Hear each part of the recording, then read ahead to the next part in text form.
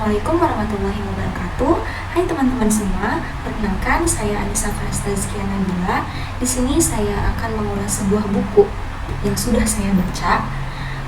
Sebagai awalan, saya akan mereview sebuah buku yang sudah saya baca yang berjudul How to Die karya Seneca.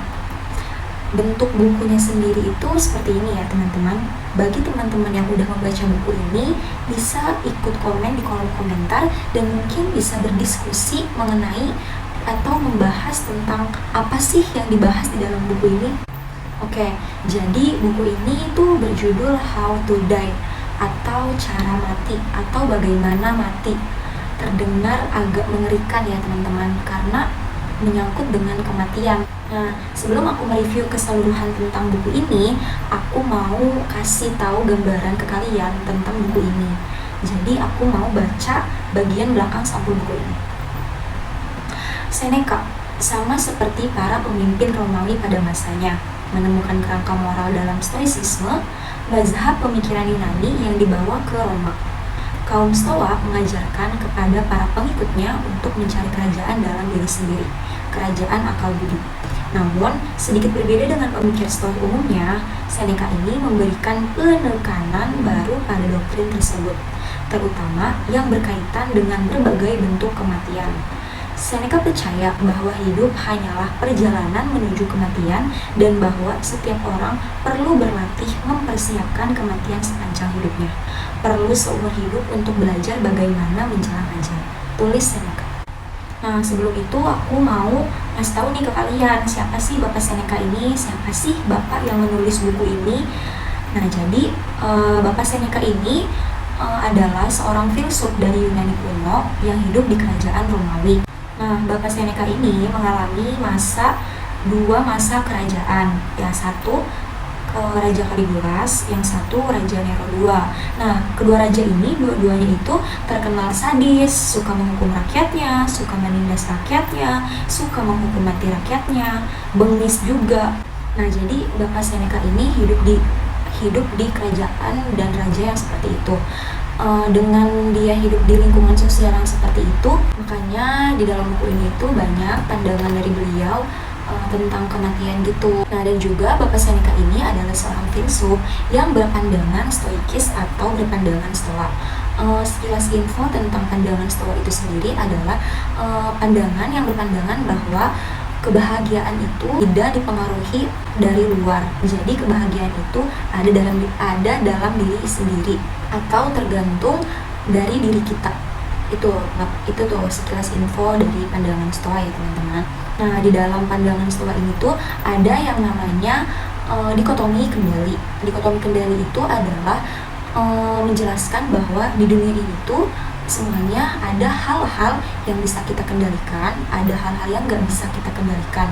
Nah, dengan menyadari adanya hal yang bisa kita kendalikan sama hal yang nggak bisa kita kendalikan, itu tuh bisa menuntun kita kepada sebuah kebahagiaan. Karena kan kita bisa menyeleksi ya kalau misalnya kita bisa membedakan dua hal itu. Nah, kembali ke buku ini, jadi kan buku ini tuh membahas tentang kematian ya. Kematian itu adalah sesuatu yang nggak bisa kita kontrol, sesuatu yang di luar dari kendali kita, suatu keniscayaan atau takdir yang diberikan oleh Tuhan. Lalu cara kita menghadapinya lah yang bisa kita kontrol, yang bisa kita kendalikan. Ya, jadi bagaimana kita mempersiapkan kematian itulah yang bisa kita kontrol kalau menurut beliau ini. Nah, di dalam buku ini tuh, beliau ini tuh menganggap bahwa bunuh diri itu adalah suatu tindakan yang mulia. Tapi, ada tapinya nih teman-teman.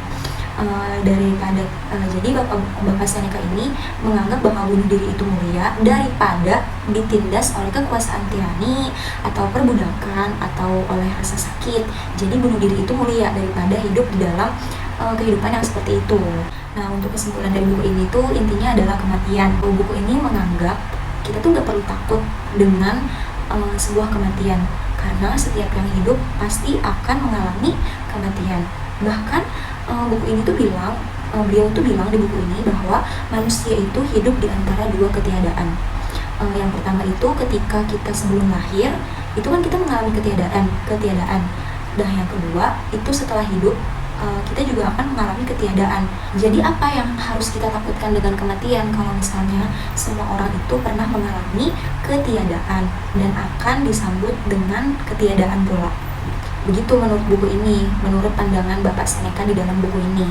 Konsep bunuh diri yang tadi disebutkan di buku ini itu sangat relate ya ketika zaman Bapak Seneca ini hidup, ketika Bapak Seneca ini menjalani hidupnya di kerajaan Romawi dulu. Tapi nggak relate ya teman-teman untuk zaman sekarang, dimana kita tuh sekarang udah damai, lebih damai daripada zaman yang beliau jalani waktu dulu gitu. Selain itu Bapak Seneca juga sebenarnya kontra ya pada pendapatnya. Bukan kontra sih sebenarnya, namun menambahkan penjelasan bahwa bunuh diri itu mulia pada kondisi tertentu. Tapi kalau misalnya kita punya tanggungan keluarga, punya teman-teman yang dicintai, apapun itu pokoknya bunuh diri itu nggak disarankan. Jadi bunuh diri itu disarankan pada kondisi tertentu saja, bukan untuk setiap kondisi bunuh diri itu mulia. Seneca juga nggak menyarankan untuk hal itu ya teman-teman. Oke, jadi aku merekomendasikan kepada teman-teman yang ingin lebih tahu tentang kematian, kalian bisa baca buku ini, buku How to Die karya Seneca. Tapi aku tidak merekomendasikan buku ini kepada teman-temanku yang sedang dalam mental down atau depresi atau stres atau sedang dalam keadaan yang sulit, yang pelik gitu ya. Kalian kalau yang sedang dalam keadaan seperti itu bisa membaca buku yang lebih memotivasi, yang lebih menyemangati kalian untuk tetap bertahan. Karena kalau misalnya kalian baca buku ini ketika dalam keadaan gak stabil, takutnya kalian malah ke-trigger untuk bunuh diri, untuk menyemangati kalian untuk bunuh diri. Itu kan gak baik ya teman-teman. Ya jadi jangan pernah ada pikiran untuk bunuh diri ya teman-teman, karena hidup ini menyenangkan. Walaupun dalam beberapa kondisi memang ada keadaan gak stabilnya, tapi tetap hidup menyenangkan kok. Oke, jadi yang aku dapat dari buku ini setelah aku membaca buku ini adalah aku merasa bahwa kematian itu adalah sebuah keniscayaan.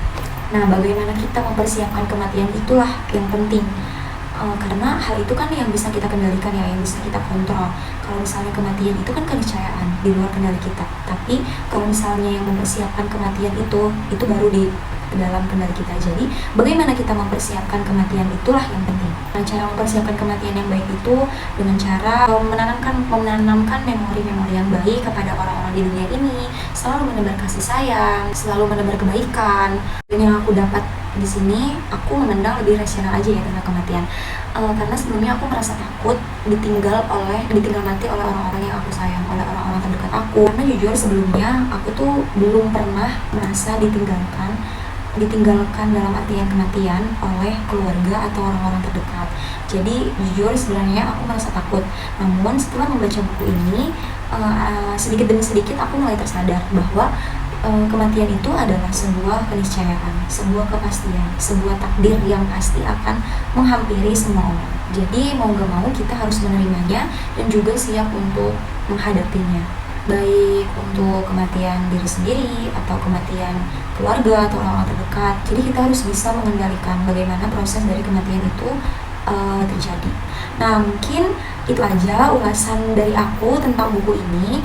Bagi teman-teman yang ingin menyampaikan pendapat atau ingin berdiskusi mengenai buku ini, mungkin bisa kalian sampaikan di kolom komentar. Saya atas nama pribadi mohon maaf apabila banyak kekurangan dan kesalahan kata. Cukup sekian yang saya sampaikan kali ini. Sampai jumpa di lain waktu. Wassalamualaikum warahmatullahi wabarakatuh.